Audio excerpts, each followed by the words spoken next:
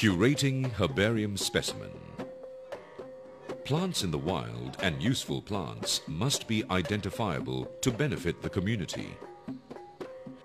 During specimen collection, a field notebook should be used to record all visual characteristics as soon as possible, because plant characteristics change within hours.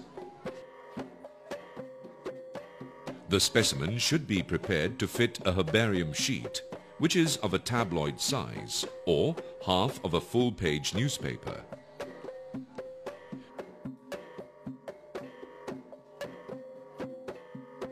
The specimen should be tagged, mounted,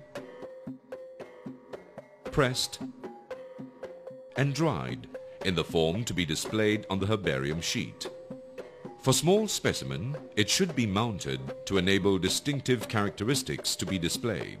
The roots, the stem, the leaves, the petioles, the flowers or inflorescence, and the fruits. Or, for ferns, the sporangium and the spores.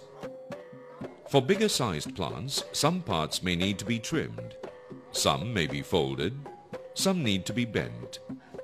For large plants, they may need to be cut into various segments. Each segment should be mounted separately. For every specimen, the sequence for mounting is the same. Tagging, spread the specimen on folded old newspaper, make sure that distinctive characteristics are properly displayed. For leaves, 1 or 2 should be folded so that the lower surface is facing up. For rhizomes, it should be cut into 2. For fruits, large and bulky fruits should also be cut into 2. When all are in place, fold the newspaper and slide the specimen in the folded newspaper onto the drying frame. Cover them with a piece of cardboard and place the top section of the frame over the cardboard.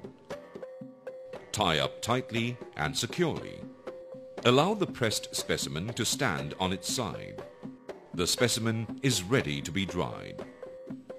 A drying rack is affordable and effective, and drying is carried out over a smoldering fire. Drying would be complete in 3 to 4 days. Slow drying is desired to preserve the physical characteristics of the plants. The dryer should be covered to protect the specimen from rain. The dried specimen is ready to be mounted on the herbarium sheet. PVA glue is gently brushed on the bottom face of the specimen. The specimen is placed on the herbarium sheet, and to keep it in place while the glue hardens, place a heavy flat object on the specimen for at least 24 hours. To ensure that the specimen is secured, it is sewn onto the herbarium sheet. Knots for the strings should be at the back of the sheet.